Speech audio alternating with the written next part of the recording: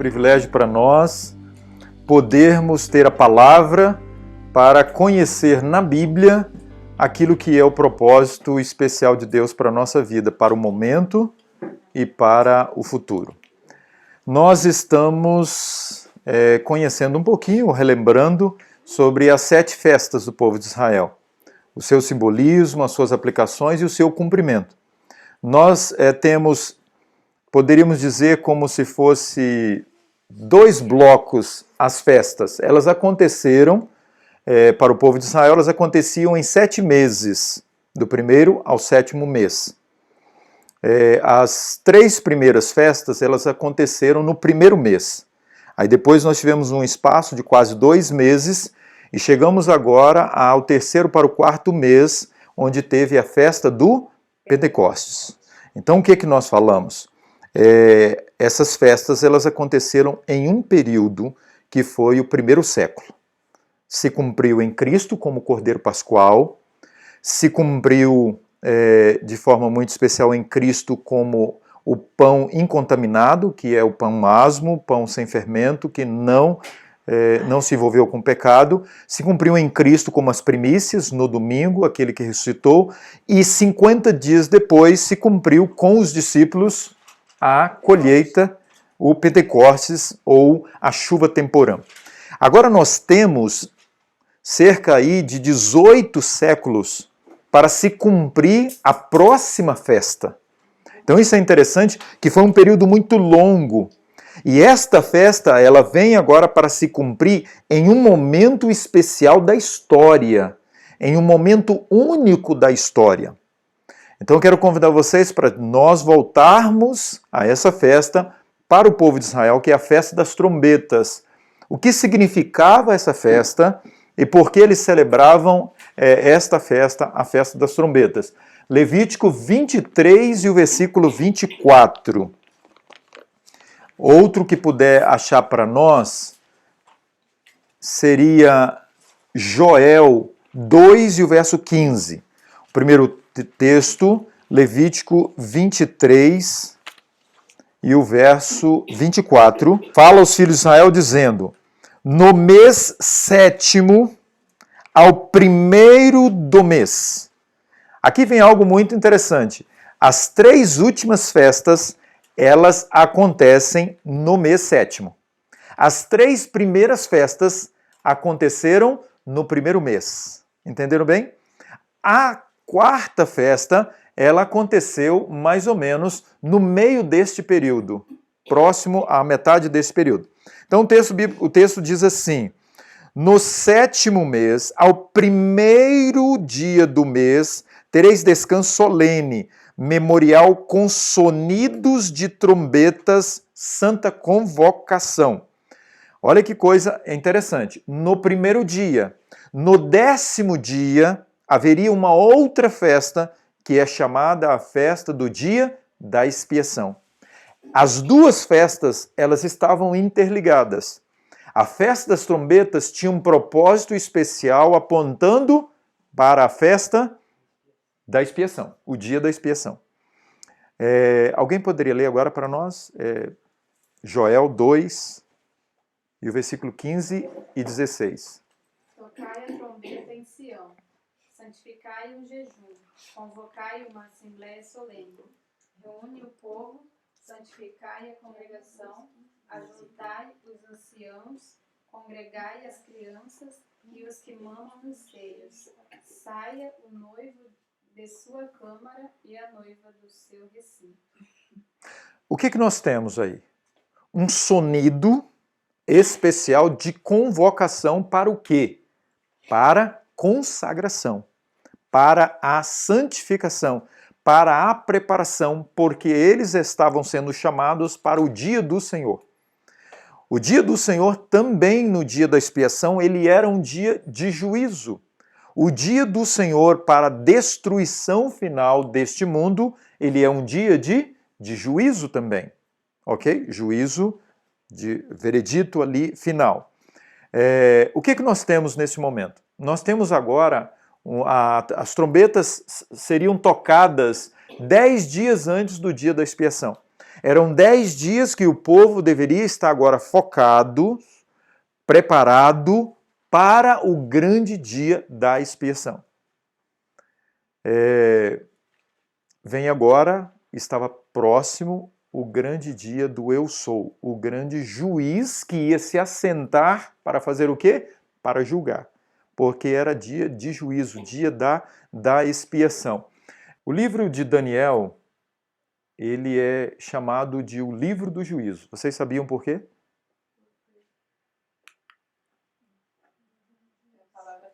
Porque Deus é meu juiz.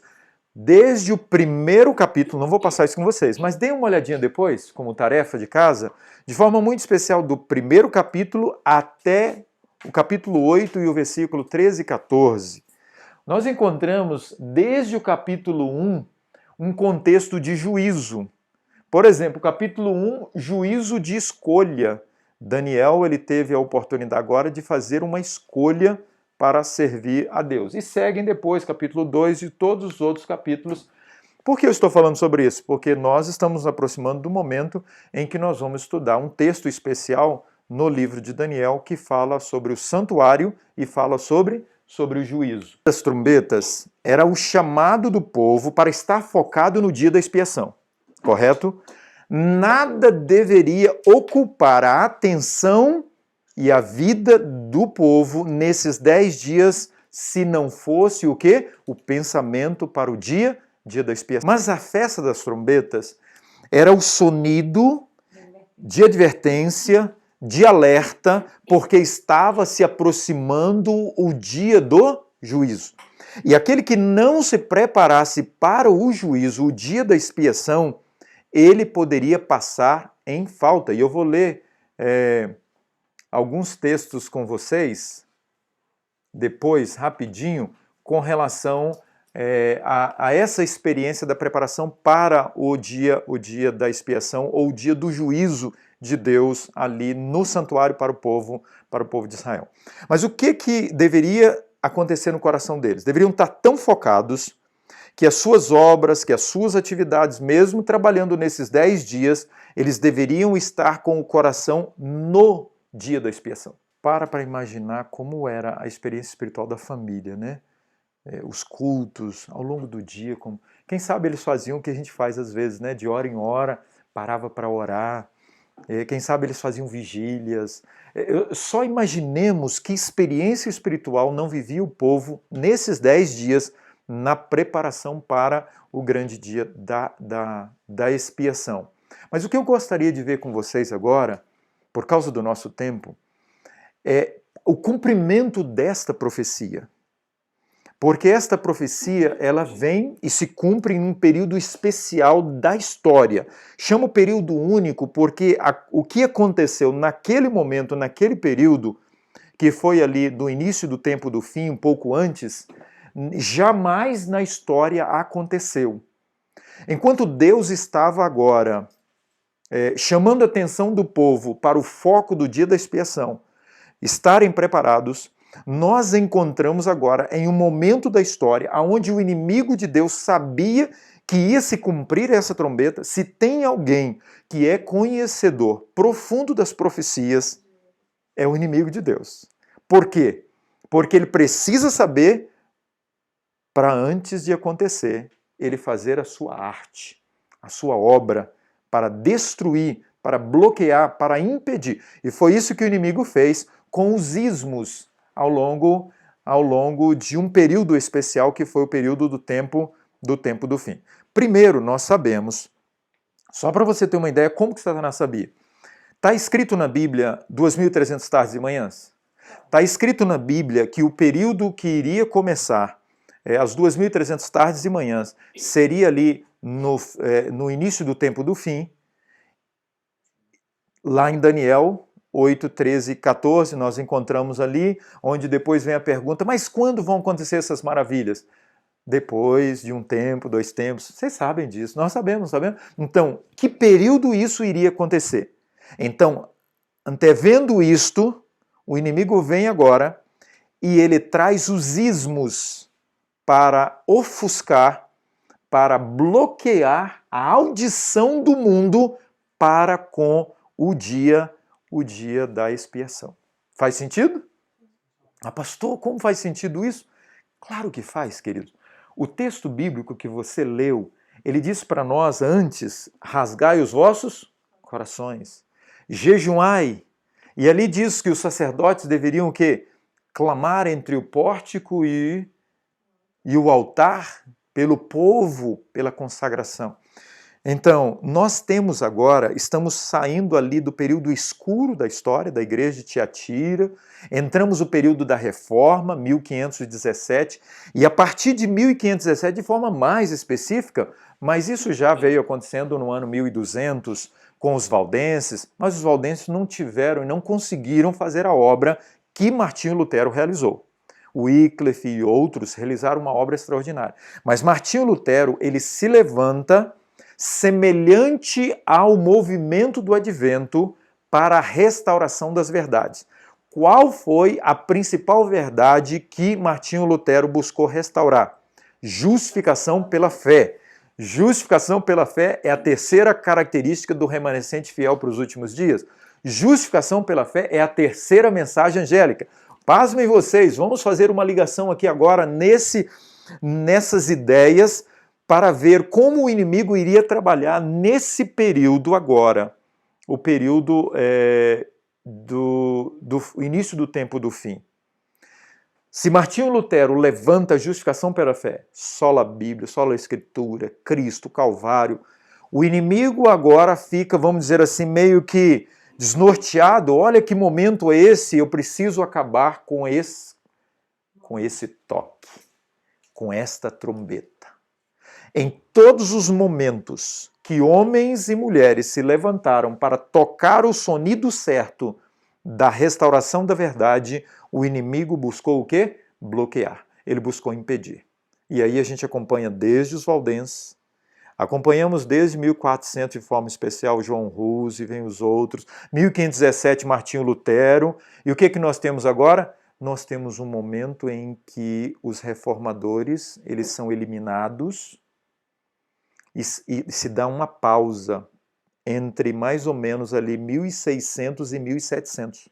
Quando agora os poucos, o remanescente que estava na Europa, reformadores ou descendentes dos reformadores, eles vêm para os Estados Unidos, para a Nova Inglaterra, para estabelecer o quê? O protestantismo, levantar a bandeira do protesto.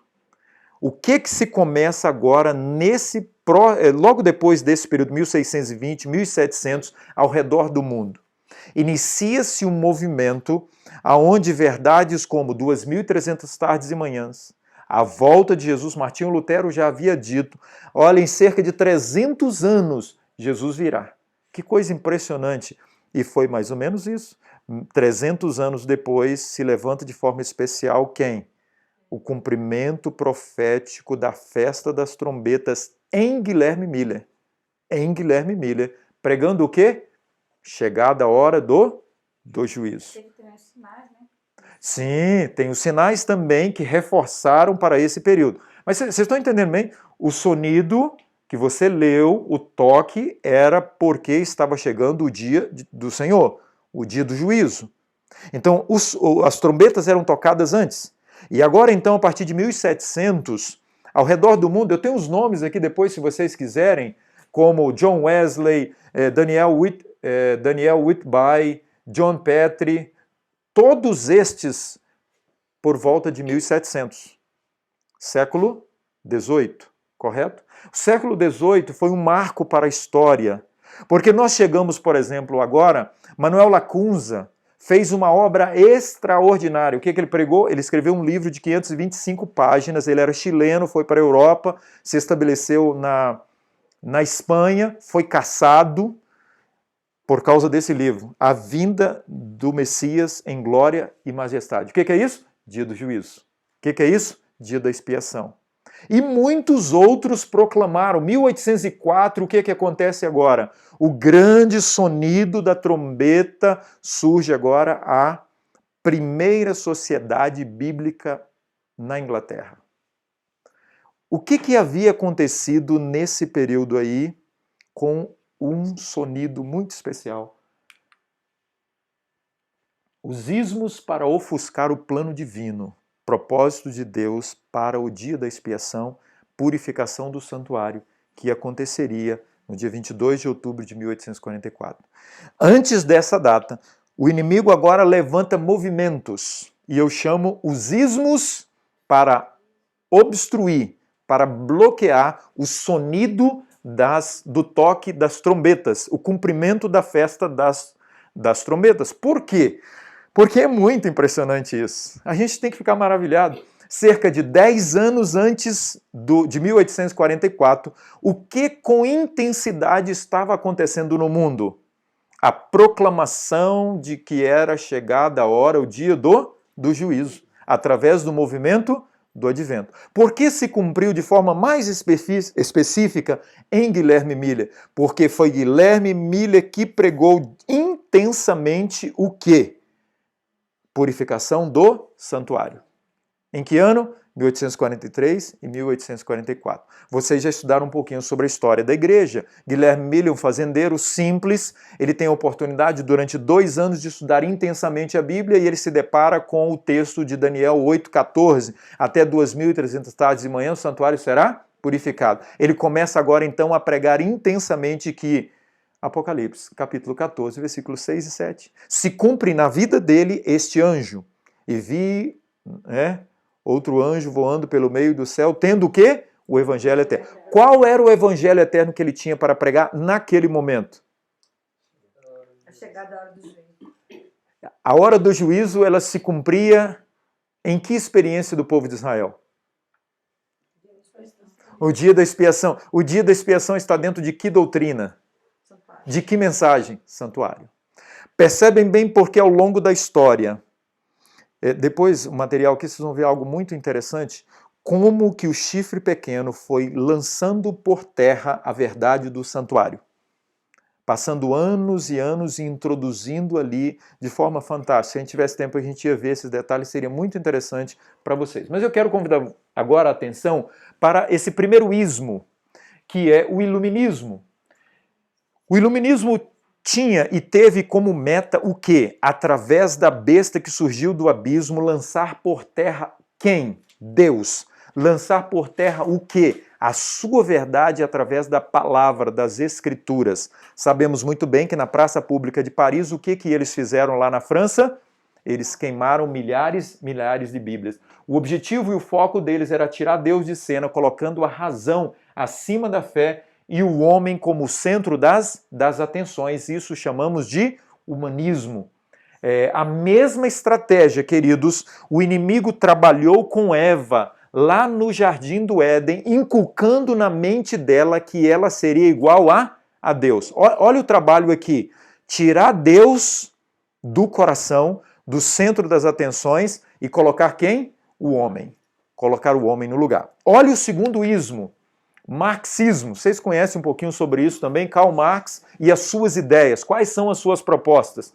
As suas propostas são propostas comunistas. Todos são iguais, um nivelamento, e isto no século XVIII. O socialismo, que é hoje um nome moderno para o comunismo, de uma forma disfarçada, porque a palavra comunista ela é muito agressiva, não é verdade? Mas a palavra socialista, o socialismo, já vem aí amaciando as coisas. E eles introduziram, ele juntamente com Engels, as revoltas, as greves influenciadas por Karl Marx e Engels. O que seria isso aqui? A reclamação, porque todos nós somos iguais, vivemos numa sociedade e a proposta dele é o seguinte: para sermos todos iguais, e essa proposta ela está surgindo de forma muito intensa para os nossos dias. Para sermos todos iguais, nós precisamos de um só governo, uma só ideologia, uma só linha. E aí você sabe muito bem para onde a gente vai nesse raciocínio. Mas vamos lá. Ele vem, Karl Marx, de forma muito especial, em 1848. Nós sabemos que o iluminismo veio antes dele. Já ali a partir de 1700 e alguma coisa.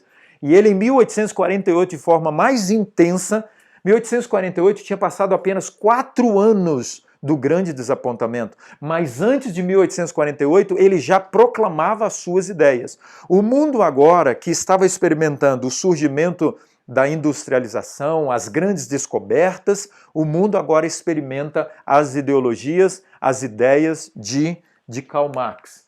Terceiro, naquele período também, em 1844, surge o evolucionismo. O que estava sendo proclamado por Guilherme Mille e o movimento do Advento? Adorai ao Criador. E agora, então, vocês percebem muito bem? Quando no período do toque das trombetas, advertindo e chamando o mundo para o grande dia do juízo, para o grande dia de acerto de contas com o Criador, com o soberano Deus, nós encontramos Charles Darwin agora trazendo a ideia, lançando por terra o Criador e a sua criação. Ele terminou em 1859 o seu livro A Origem das Espécies. Quarto ismo, o espiritismo, ali nos Estados Unidos, em que ano também? 1848. Gravem muito bem 3 datas. 1848, Karl Marx. 1848, o espiritismo. 1848, o feminismo. No mesmo ano, nós temos 3 bombardeios fortes que fazem diferença até hoje, os nossos dias. Então o espiritismo, as irmãs Fox, lá nos Estados Unidos, elas iniciaram o movimento do espiritismo moderno. Sabemos muito bem que o espiritismo já vinha há alguns anos, especialmente nos Estados Unidos, mas de forma muito especial, elas levantaram o movimento do espiritismo. Você não tem ideia, aquele que talvez convive e vive nos Estados Unidos ou estuda um pouco a sua história, o espiritismo nos Estados Unidos ele é muito forte. O feminismo, primeiro congresso aconteceu em 1848. Aonde que ele aconteceu? Alguém sabe? Aonde? Estados Unidos. Mas, mais especificamente, com que povo? Metodista.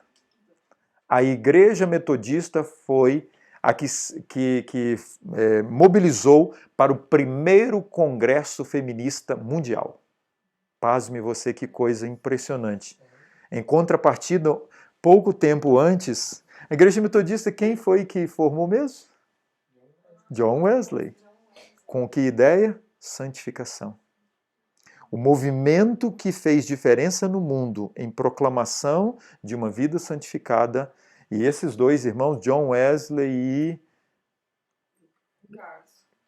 Charles Wesley, eles revolucionaram o mundo com as propostas de santificação, de vida, pequenos grupos. E eles fizeram um grande movimento. Mas agora, então, a Igreja Metodista, ela abre as portas e eles proclamam diante do mundo o primeiro movimento feminino. Olha que coisa impressionante. Tudo junto. Na Nova Inglaterra, especialmente na cidade de Plymouth, ali em Massachusetts, foi onde eles fixaram a residência, os peregrinos que vieram da Europa. E agora, então, ali, é bem próximo, na divisa do estado de Massachusetts com o estado de Nova York, é o que a Nayara está citando ali com relação a esses movimentos. E não muito distante da fazenda de quem? Guilherme. Vocês percebem bem que coisa impressionante? Vou deixar esse aqui por último, o 7º, já foi falado aqui. A partir de 1820 surge esse movimento e nós sabemos muito bem que me parece que a religião mais forte nos Estados Unidos são os Mormons. É impressionante as grandes catedrais que eles têm nos Estados Unidos e quão forte eles são nos Estados Unidos. Eles são muito ricos, eles são muito inteligentes e eles são muito fortes no movimento deles, que é o espiritualismo e também o espiritismo. O que eu posso com segurança aqui apresentar diante de vocês que esses ismos eles têm uma ligação com as trombetas, porque foi no período em que estava surgindo, levantando-se os movimentos dos toques das trombetas de Deus com relação à volta de Jesus. Porque Martinho Lutero, 1517, há cerca de 300 anos, Jesus irá. Martinho Lutero também pregou a volta de Jesus. Aí 1600 e pouco, 1700, começaram movimentos ao redor do mundo proclamando a volta de Jesus. Eu fiquei muito surpreso quando eu vi nomes de pessoas que já pregavam antes de Guilherme Miller 70 semanas, 2.300 tardes e manhãs, a volta de Jesus, a purificação do santuário. E aí Guilherme Miller, ele vem para o quê? De forma mais intensa, abalar o mundo com o movimento do advento. Então, por que elas estão ligadas à festa das trombetas? Porque o toque das trombetas era o dia do juízo, era a volta de Jesus, o fim do mundo, as advertências. Enquanto as trombetas, os ismos, eles vêm para fazer o quê? Desviar a atenção do mundo das coisas de Deus, dos movimentos espirituais corretos de Deus, para o quê? Para as questões espirituais, mas de forma distorcida. As trombetas eram tocadas antes do dia do juízo. Então, a partir do momento em que começou o juízo investigativo, o foco agora é o juízo investigativo. Aí você pergunta, as trombetas podem continuar sendo tocadas? Sim, por quê? Porque nós vivemos o dia da expiação. Para o povo de Israel era um dia só. Para nós é o período. A partir de 1844 até o fechamento da Porta da Graça, acontece o juízo investigativo. Eu cito assim trombetas porque são as mensagens, a maneira e as mensagens. Porque o toque das trombetas eram: ei, preparai, coloca a vida em dia, porque o dia do juízo virá, e se você não estiver com a vida em dia no dia do juízo, o que vai acontecer? Você vai ser achado em falta. Amanhã nós vamos dar um pouquinho sobre isso. O que acontecia com aquele que não estava preparado e que não contria a alma e que não deixava as obras? Aí nós vamos ver que obras nós devemos deixar no dia do juízo. Então, se nós vivemos de 1844 para cá, o dia da expiação ou o juízo investigativo, nós estamos no momento da contrição de alma. Entende? Agora, quantas pessoas receberam o toque da trombeta para se preparar para a volta de Jesus? Há muitas pessoas que não receberam. Então, as trombetas vão alcançar essas pessoas ainda, para que elas possam saber que vivem no momento o dia que antecede a volta de Jesus. Entende? Deus é fantástico e poderoso para conseguir fazer acontecer o seu plano. O inimigo pode fazer de tudo como fez com os ismos. E aí o que aconteceu? Veio o grande desapontamento, não foi? A grande decepção. E o que foi que aconteceu? O movimento hoje cresce como nunca, que hoje é o movimento do quê? Do remanescente fiel para os últimos dias. Não é verdade? Então vamos para o panteísmo aqui como o último ismo.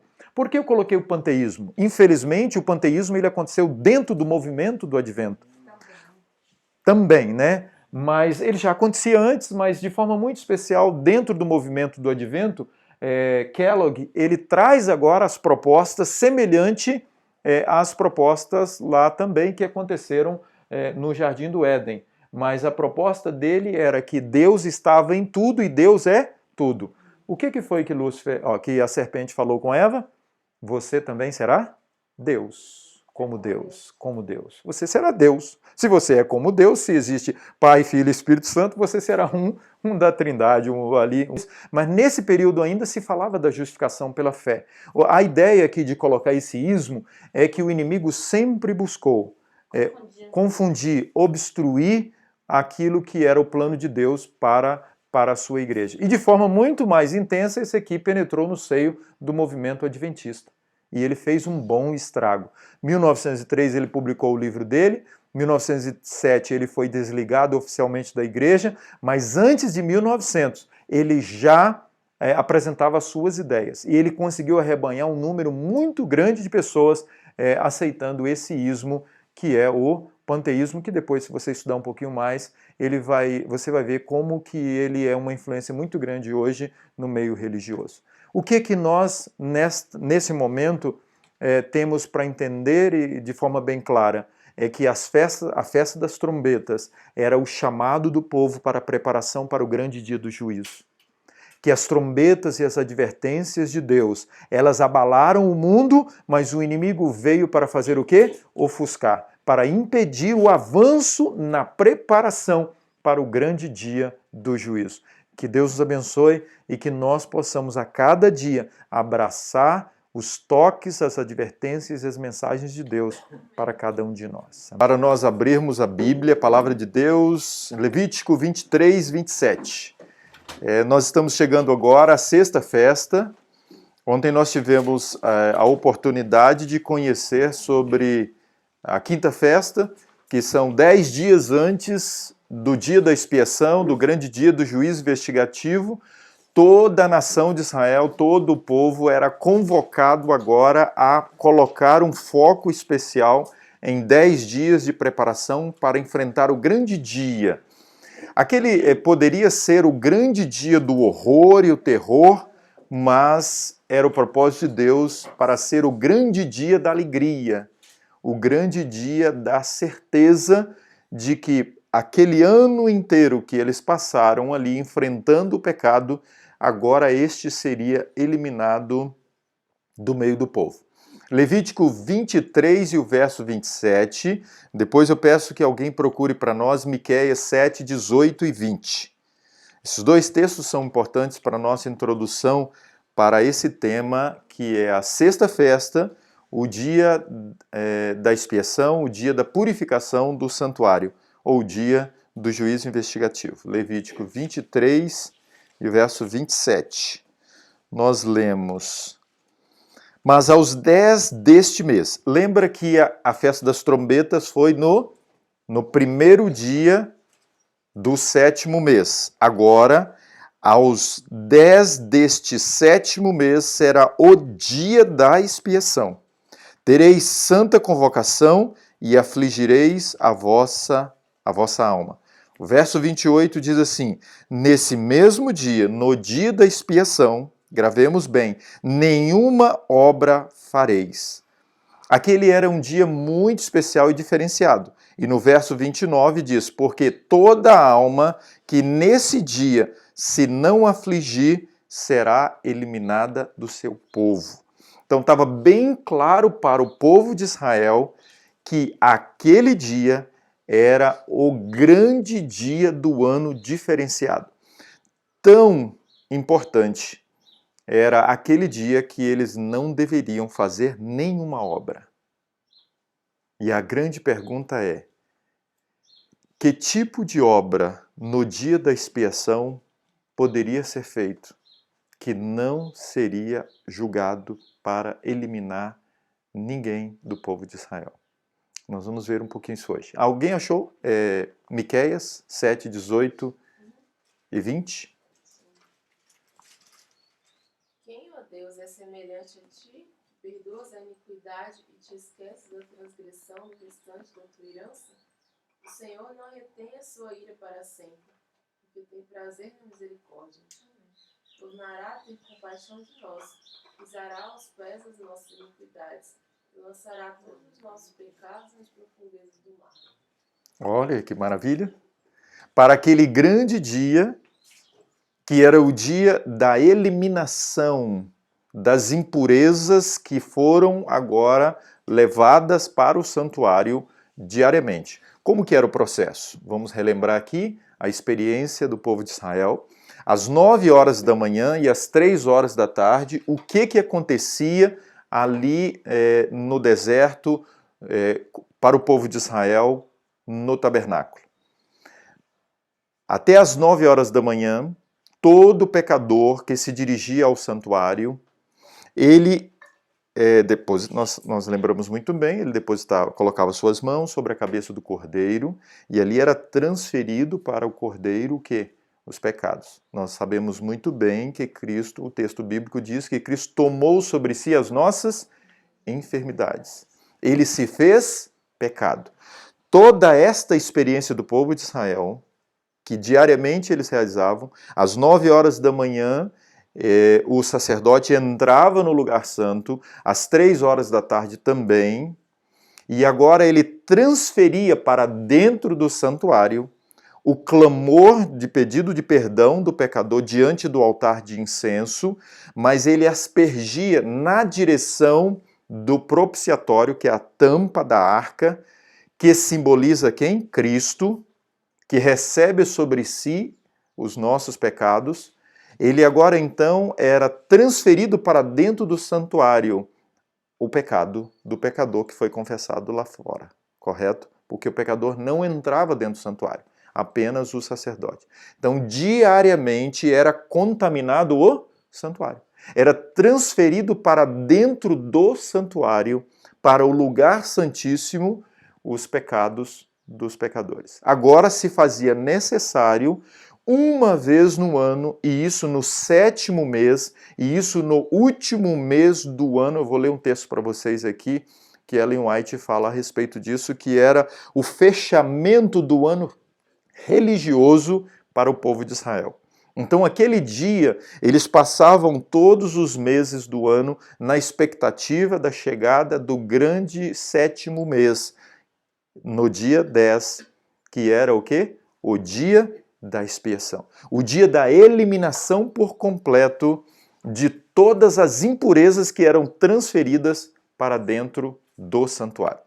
Como que era o processo naquele dia? Aquele era o dia da purificação do santuário, aquele era o dia do encerramento do ano israelita, aquele era o dia aonde se fazia agora uma ligação direta entre o sacrifício diário e o dia da expiação. Por quê? Diariamente, ao longo do ano, era transferido. No dia da expiação, era retirado. Olha que coisa interessante. Todos os dias, o sacerdote, ele entrava levando. Agora, no dia da expiação, ele entrava para retirar, para sair. Então, a cerimônia diária, ela era de fora para dentro. No dia da expiação, a cerimônia era de dentro para fora. Mas tinham outros detalhes que aconteciam também nesse dia. Primeira coisa que o sacerdote tinha que fazer era oferecer o sacrifício por ele e a sua família. Aquele dia era tão diferenciado e tão especial que ele primeiro precisava oferecer o sacrifício por ele e pela sua família. Mas aí vem o processo. Eu não sei exatamente quantos dias, mas eu tenho certeza que era mais de uma semana que o sacerdote ficava se preparando para aquele momento. Aí alguns perguntam, pastor, mas era só um? Não tem registros, mas eu imagino que tinha um sacerdote reserva. Vamos dizer assim. Por quê? Porque se no dia da expiação ficasse doente o sumo sacerdote que estava agora escalado para aquela obra, tinha que ter alguém para fazer a obra no dia da expiação. Então tinha que ter pelo menos um outro sumo sacerdote ali na expectativa para se houvesse a necessidade.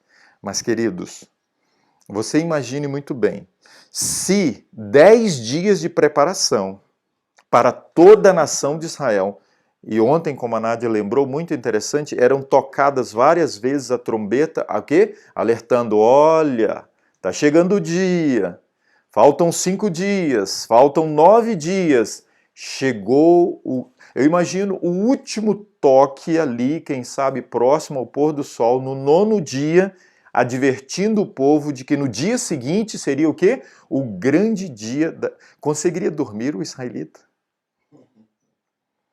Por que eu estou falando dessas coisinhas? Porque nós vivemos o dia da expiação.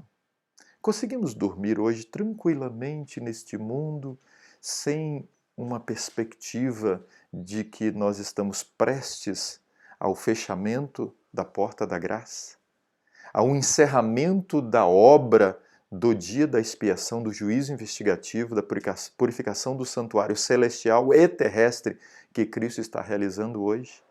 O terrestre, você sabe muito bem que é o santuário da alma. Então voltemos aqui. O sacerdote oferecia o primeiro sacrifício por ele, pela sua família. Isso fazia com que ele agora entrasse lá dentro do santuário. Retornava-se agora o sacerdote, o sumo sacerdote, para que ele pudesse fazer os preparativos para a obra do processo da expiação, ou da purificação do santuário. Rapidamente, para a gente ter uma ideia, voltemos aqui. Os destaques do dia da expiação. Oferecia por ele, pela sua família, e agora então ele pegava 2 bodes e esses 2 bodes, haveria o sorteio agora para o bode para Azazel e o bode para a expiação. O bode emissário, porque seria o bode que receberia toda agora a culpa pelos pecados cometidos do povo de Israel ao longo do ano. E é interessante, alguém sabe o significado do nome Azazel? Pois é, precipício. A palavra Azazel significa precipício ou emissário, aquele que agora ele é condenado a ir para o precipício, para o abismo e receber sobre si o que?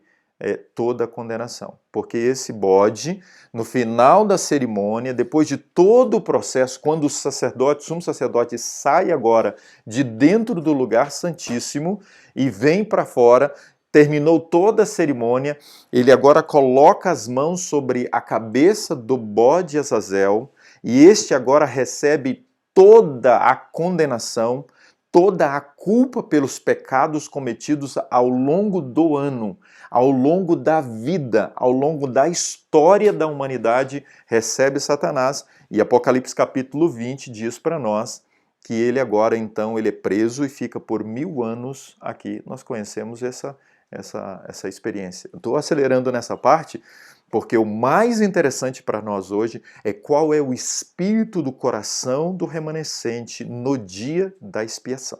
É isso que realmente nos interessa muito nesse momento.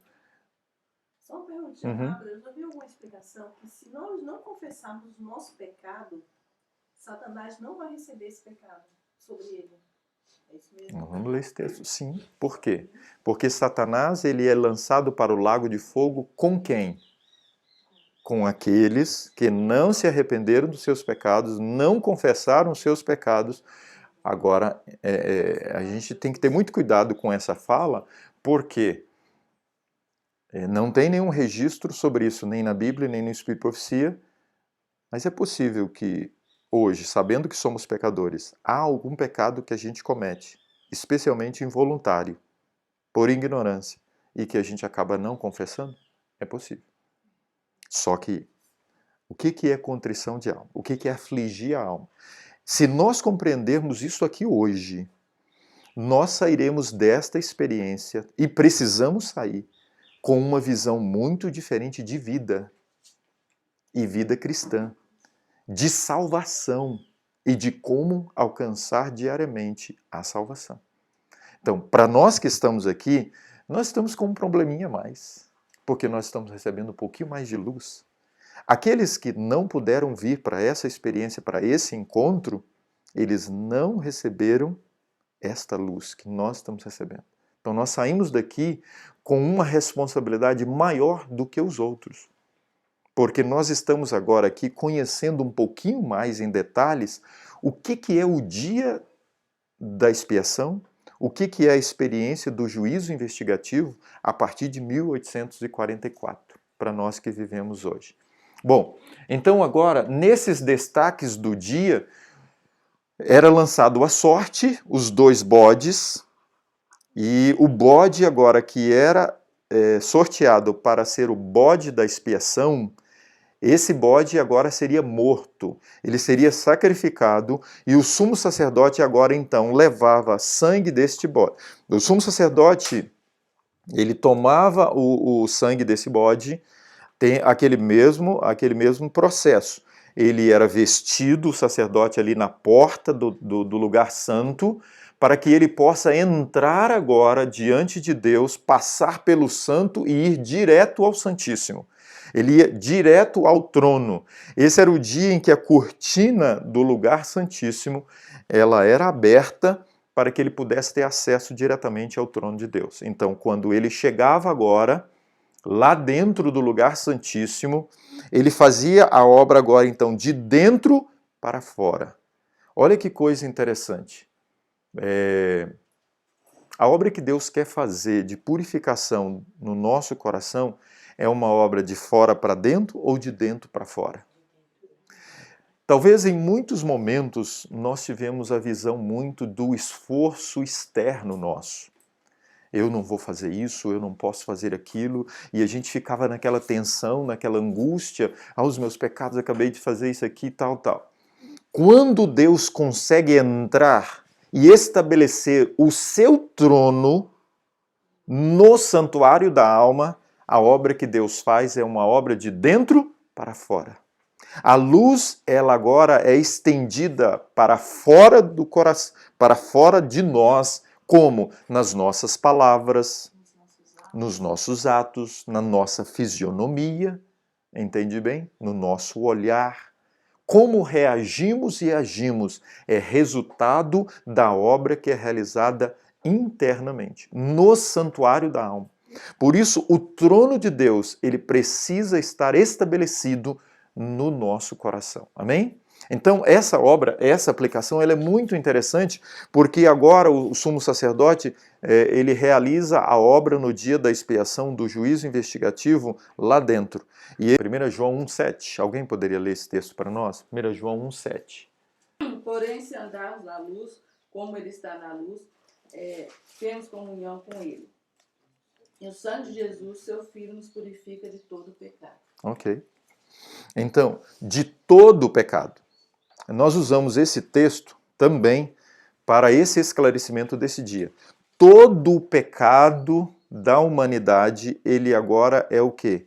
Ele agora é purificado pelo sangue de Cristo.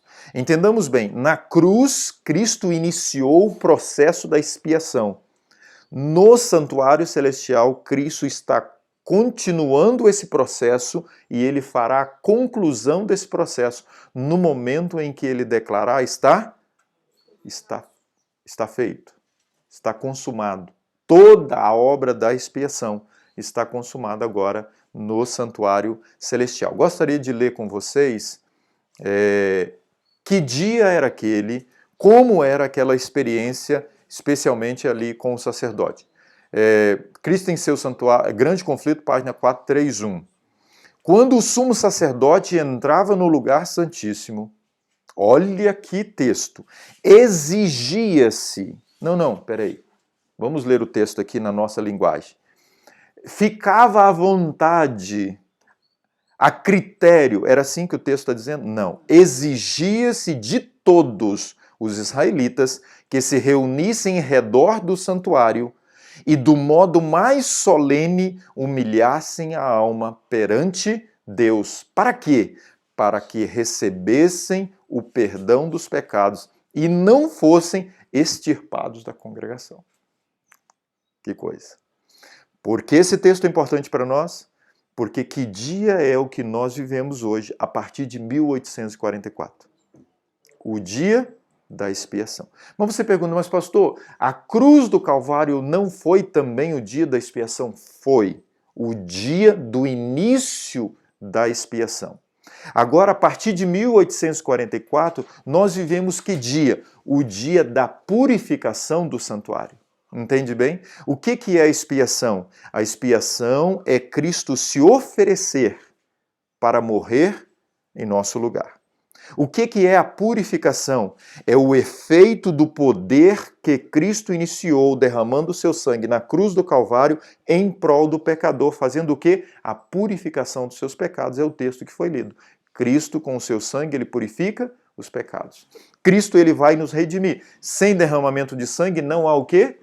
A remissão de pecados. Por isso, o sumo sacerdote agora, ele aspergia o sangue lá no trono, diante da presença de Deus, para que este sangue, que simbolizava o sangue de Cristo, que purifica todo o pecado, tivesse o quê? O poder de eliminar.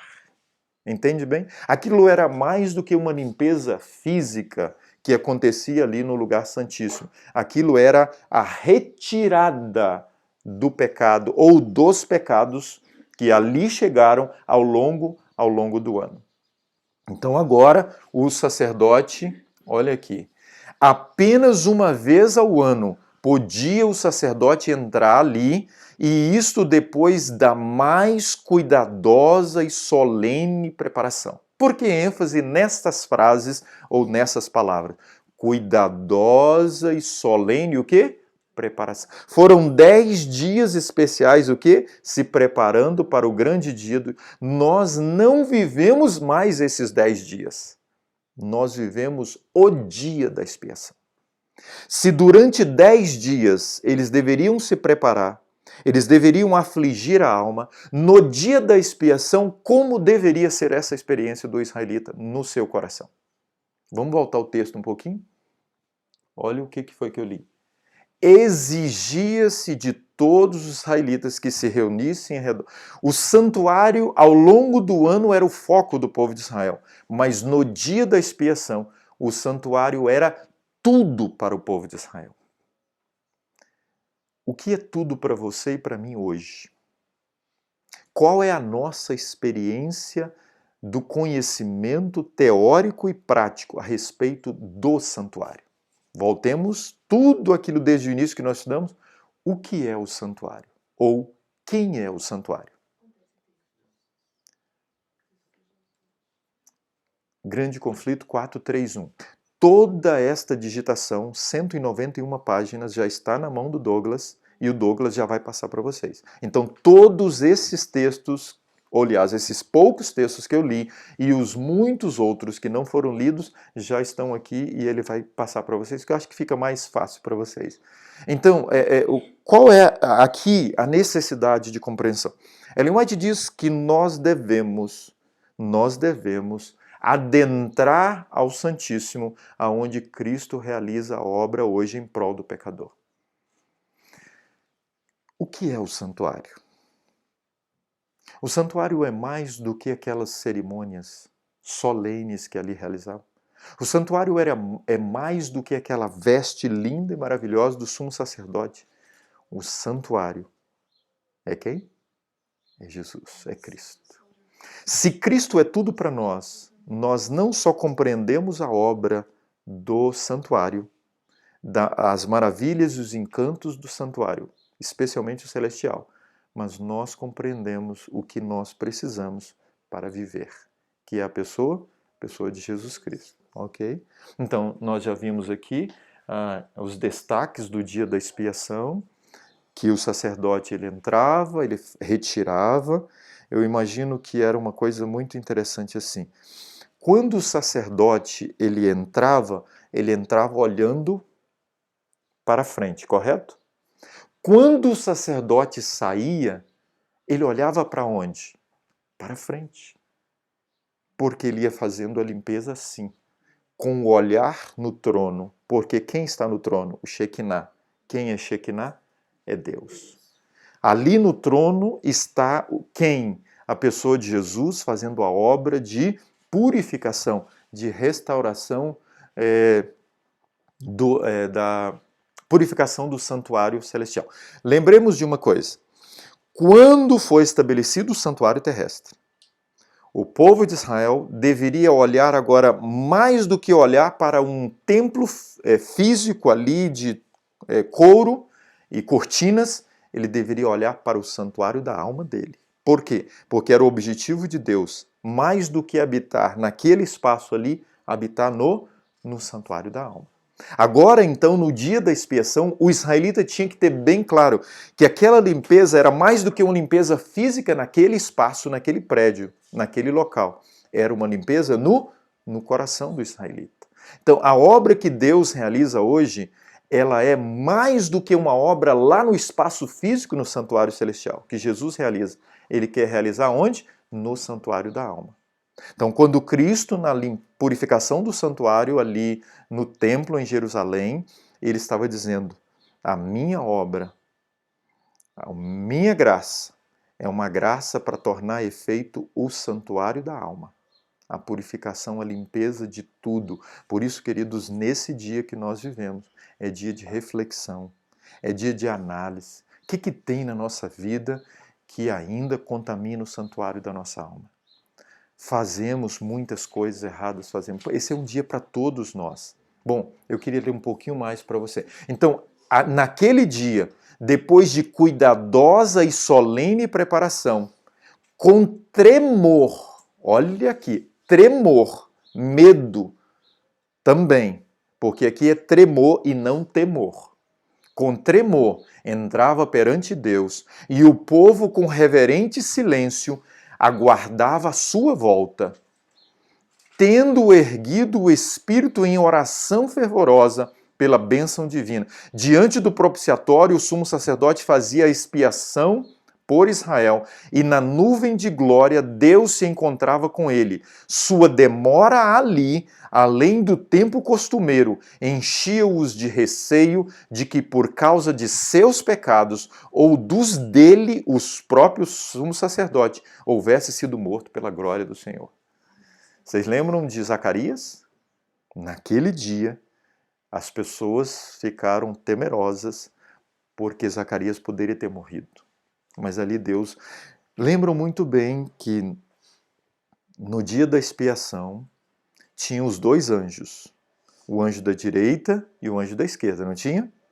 E a nuvem, a luz brilhava sobre o anjo da direita, aprovação, purificado. Se uma nuvem pairasse sobre o anjo da esquerda, que apontava para o tumim, lembra? Todos os dias ele entrava até o santo. E se a luz do tumim brilhasse, positivo. Se o urim, positivo. Do tumim, o que acontecia? Negativo. Então a expectativa do povo é: será que alguém foi desaprovado no dia da expiação por Deus? Será que alguém foi pesado na balança e achado em falta? Será que alguma tribo? Será que alguma família? Quem foi desta família? Então a expectativa, querido, não era uma cerimônia assim, muito rapidinho, simplesinho, não. Era uma cerimônia para que o coração fosse esmagado, moído, para verdadeiramente experimentar naquele dia essa maravilhosa bênção de Deus. Bom, agora então nós temos a experiência diante de Deus, e nós trazemos agora para os nossos dias. Só fechando aqui a experiência, os destaques do dia, terminava então a limpeza, o sacerdote agora, o sumo sacerdote do lado de fora, ele declara aprovados todos, e agora então ele pega o bode vivo, coloca as mãos e transfere agora para ele toda a condenação, todos os pecados que foram retirados de dentro do santuário. Entende bem? Ao longo do ano, todos os pecados são confessados sobre quem? Sobre o Cordeiro. Sobre Cristo. Agora, no final do ano da cerimônia, todos os pecados são transferidos para o inimigo de Deus, para Azazel, para Satanás. E ele agora é levado para o deserto, e ele fica ali no deserto, para ele morrer no deserto. Simbolizando que Satanás vai passar 1000 anos no deserto desta vida, sozinho, com os seus anjos, vendo ali todo o processo de putrefação, da destruição, e passando-se por toda a sua memória tudo o que ele fez ao longo da história do pecado, e ele realmente paga ali já um preço muito alto. Não podemos comparar de forma alguma, mas a experiência de Cristo ali no Getsêmani, quando ele recebe agora os pecados de todos nós. Nós sabemos muito bem que a angústia, que a aflição de Cristo é incomparável, assim como será incomparável e incalculável a experiência no coração, no cérebro de Satanás, quando ele estiver aqui durante os 1000 anos. Volta-se agora então o sacerdote, retorna ao povo de Israel depois que é levado o bode. Sim, o bode agora está no deserto. Encerrou-se então todo o processo com relação ao pecado, e eles vêm agora e ele oferece novamente um outro sacrifício agora, o sacrifício da celebração, do encerramento do processo do pecado na vida do povo de Israel. E eles agora então começam a ficar prontos para daqui a 2 minutinhos eu falar ou 10 minutinhos falar rapidinho sobre a festa dos tabernáculos, a grande celebração da entrada na glória de Deus. Mas antes disso, nós temos que ver aqui textos mais fortes agora, viu, queridos? Depois, se vocês puderem, Mateus 22, a parábola das bodas. Quando agora, então, em um espaço antes de entrar para as bodas, o rei passa em revista o quê? Todos aqueles que receberam as vestes. E então o rei encontra o quê? Alguém que está sem as vestes. E, então é muito bonita essa experiência, mas não vou passar aqui com vocês agora, mas...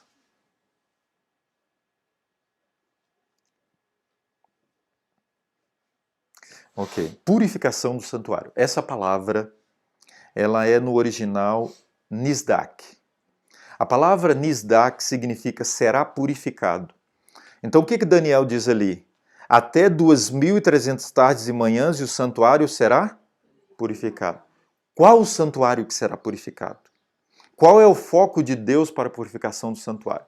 Pois essa palavra, no original, a tradução é será restaurado ao estado de direito.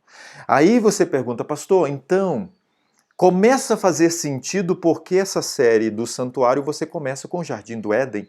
Qual era o estado de direito de Adão e Eva? De viverem na presença de Deus, de abraçarem Deus, o Criador, e de viverem de forma perfeita e feliz no Jardim do Éden. Quando eles pecaram, eles têm esse direito? Não, eles perdem o direito, tanto físico quanto o direito agora espiritual. Porque até aquele momento do pecado, eles vestiam as vestes de quem? As vestes divinas de santidade. Com o pecado, eles perdem este privilégio, esse direito dado por Deus e colocado por Deus nele. O santuário da alma de Adão e Eva era um santuário puro, santo e perfeito. Não havia nenhuma mancha de pecado no coração de Adão e Eva. Quando eles pecaram, foi agora introduzido, eles foram infectados pelo vírus do pecado. E eles agora, então, perdem o direito e o privilégio de serem o quê? Santos e perfeitos, semelhantes a imagem e semelhança de Deus é retirada deles. Eles saem do Jardim do Éden. E eles saem agora com a promessa de que um dia, o que aconteceria no santuário da alma do coração do pecador? Até 2.300 tardes e manhãs, e será restaurado ao estado de direito. Eu queria te convidar para esta visão aqui, ok? É muito mais do que simplesmente te arrancar do nosso coração um ato pecaminoso. É muito mais do que tirar de dentro de nós os pecados. É nos restaurar a imagem e a semelhança de Deus. Amém, irmãos? Amém. Queridos, isso é muito forte para nós.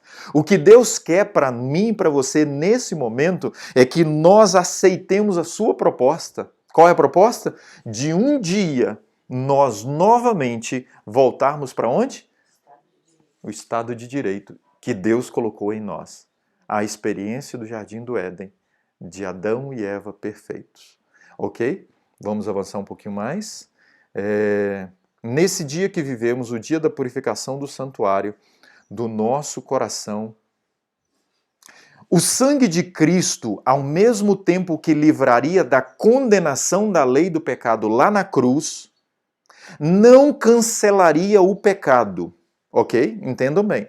Ele livraria da condenação, isso é o quê? Justificação. Hoje, a obra que Deus quer fazer no nosso coração é uma obra de o quê? De purificação do santuário, de restauração do estado de direito. Ainda não alcançamos a completa obra da restauração, mas ainda não somos o que havemos de ser, mas nós alcançaremos essa graça. Por ocasião da volta de Cristo, nós seremos restaurados por completo. No fechamento da porta da graça, nós somos selados em caráter. Entende bem? Teremos um caráter semelhante ao caráter de Cristo. Após o fechamento da porta da graça, o avanço nesta obra de completar o nosso coração, ele ainda continua a obra, porque nós estaremos buscando intensamente, após o fechamento da porta da graça, se porventura há algum pecado que não confessamos. Como nós não sabemos o dia que fechou a porta da graça, a nossa busca ela é o quê? Mais intensa. A partir do momento em que recebemos a chuva serôdia, nossa vida agora é de a última etapa de obra do Espírito Santo no nosso coração para que nós possamos entrar para a eternidade. Então, se hoje nós buscamos intensamente uma vida de santificação, imagine movido 100% pela obra do Espírito Santo no nosso coração. Por exemplo, vamos lá. Lá no seu dia a dia, você vive a experiência que você está vivendo aqui? Não. Por que estamos vivendo uma experiência diferenciada aqui? Porque aqui nós nos desligamos mais do pecado e das coisas e das atrações dessa vida. Quando nós voltarmos para o comum, para a nossa vida que vivíamos lá, o que devemos fazer? Dar continuidade, intensificar a nossa busca.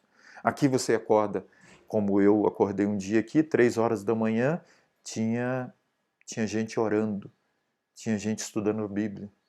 Lá no nosso dia a dia, precisamos pagar o mesmo preço que estamos pagando aqui. Só que lá é mais complicado, porque lá nós temos trabalho, temos isso, aquilo outro e tal, não é verdade? Mas vamos lá aqui, queridos. Não cancelaria o pecado. Esse ficaria registrado no santuário até a expiação final. Então a expiação começou na cruz e a expiação vai o quê? Terminar no processo para o pecador arrependido por ocasião do fechamento da porta da graça, quando Cristo encerra a sua obra ali no santuário celestial, ok? Para conosco. A purificação do santuário era o último serviço realizado pelo sumo sacerdote no conjunto anual das cerimônias ministradas. Era a obra finalizadora da expiação, uma remoção ou afastamento do pecado de Israel. Prefigurava a obra final no ministério de Cristo no santuário celestial.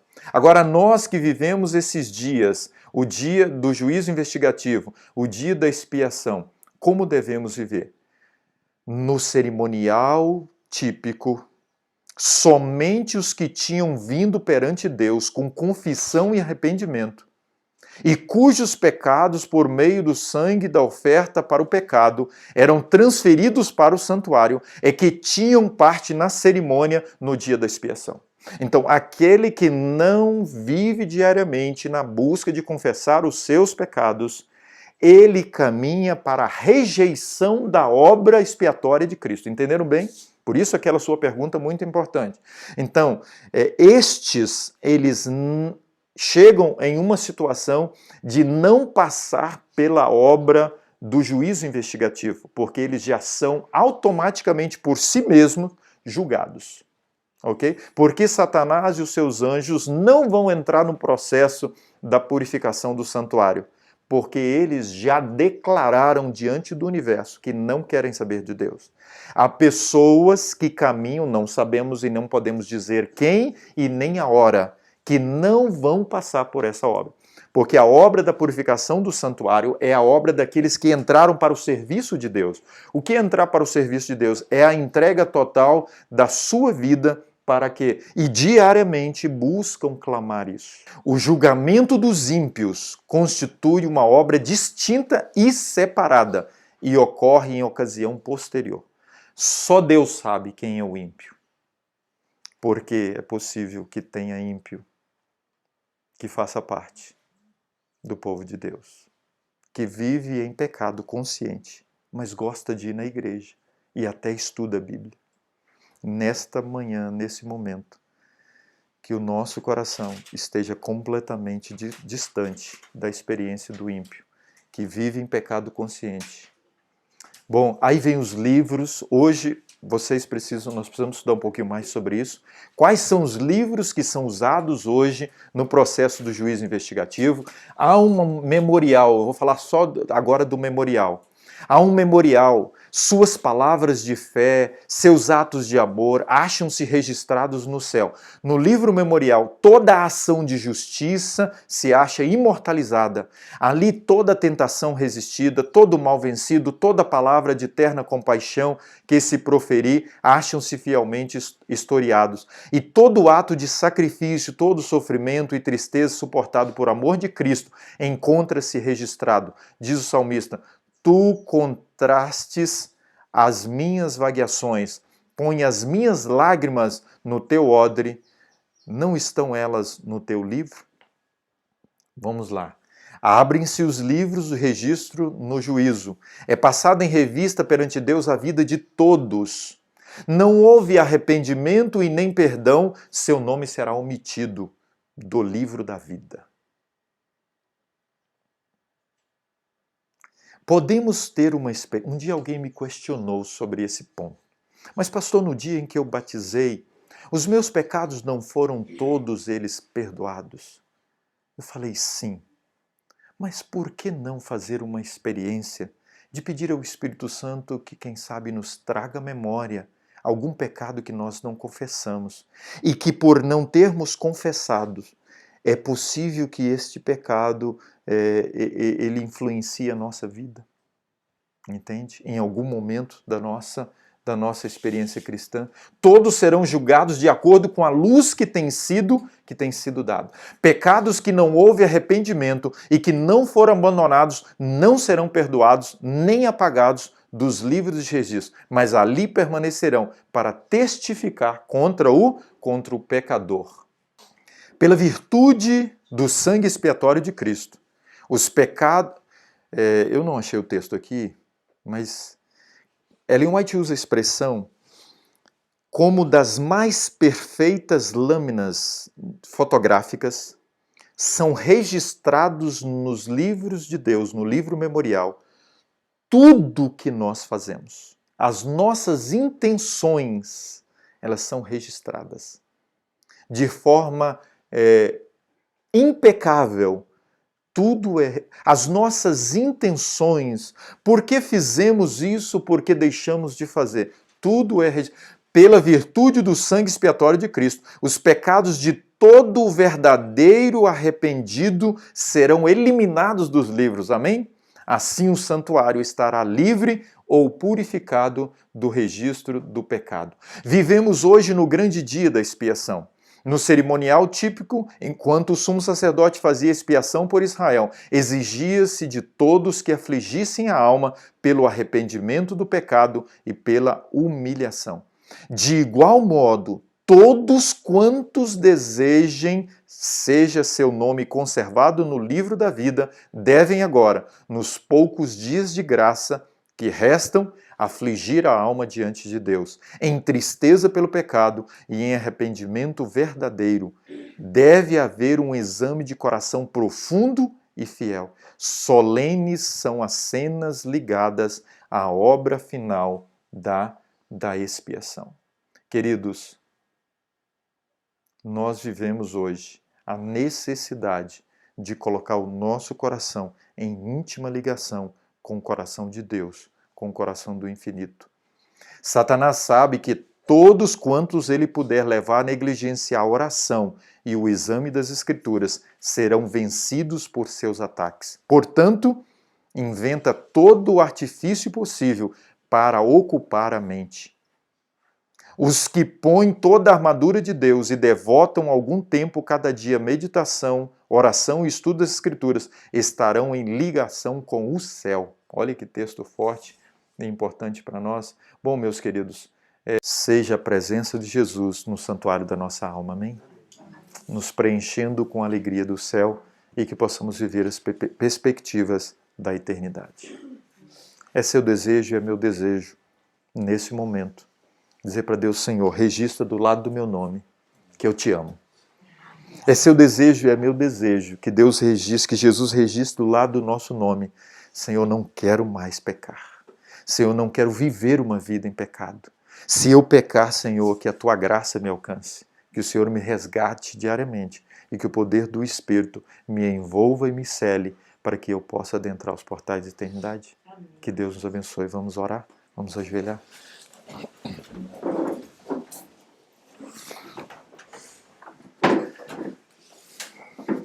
Querido e bom Deus, Senhor, que espetáculo,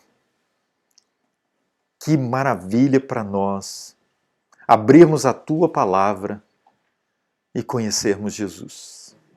Nada mais maravilhoso para nós do que saber que Ele nos amou e Ele nos ama. De saber, Senhor, que Ele derramou o Seu sangue na cruz. De saber, Senhor, que Ele registra hoje, figurativamente, ao lado do nosso nome, com o Seu sangue, que nós o amamos. Toma-nos, bom Deus, nesta manhã. Que nesse dia especial, o dia da expiação, a contrição e o afligir do coração seja a experiência de cada um de nós, para que nós possamos alcançar a maravilhosa experiência da eternidade. Querido Deus, restaura-nos diariamente ao estado de direito. Vem com o Teu Santo Espírito nos moldar. Vem nos santificar, Senhor Deus. Vem arrancar do nosso coração a afeição pelo mal, pelo pecado. O gosto que queremos ter é o gosto pelo pão da vida. É o gosto pelo maná, Senhor. Purifica tudo em nós. Assim como o Senhor fazia naquela obra da consagração do sacerdote. Consagra-nos nesta manhã. Toca as nossas orelhas, para que os nossos ouvidos possam apreciar a Tua palavra, a Tua vontade. Toca, Senhor, com Teu sangue purificador e santificador as nossas mãos, para que nós possamos guiar, para que nós possamos tocar naquilo que é puro e santo e que nós possamos guiar as pessoas na Tua justiça. Toca, Senhor, os nossos pés, para que possamos caminhar nos Teus caminhos, vivendo diariamente segundo a Tua vontade. Ó Santo Deus, só podemos fazer esta oração, esta entrega, por causa dos méritos de Cristo Jesus, que hoje, que agora e que nesse momento está diante do Teu trono, oferecendo cada um de nós nosso clamor, a nossa entrega, e é no nome de Jesus que nós oramos. Amém. Amém.